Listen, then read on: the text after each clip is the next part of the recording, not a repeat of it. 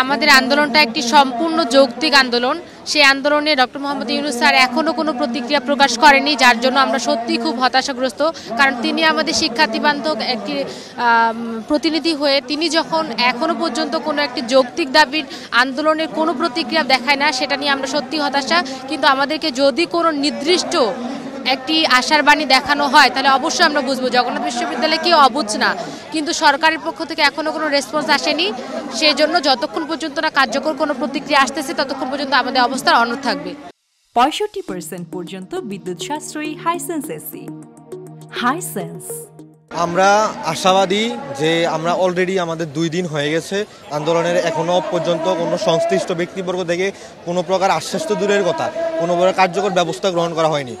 আমরা আজকে যদি পরবর্তীতে কোনো প্রকার এরকম আর না আসে, আমরা আজকে বাদ জুমা আমরা গণ অনশনের জন্য বসবো।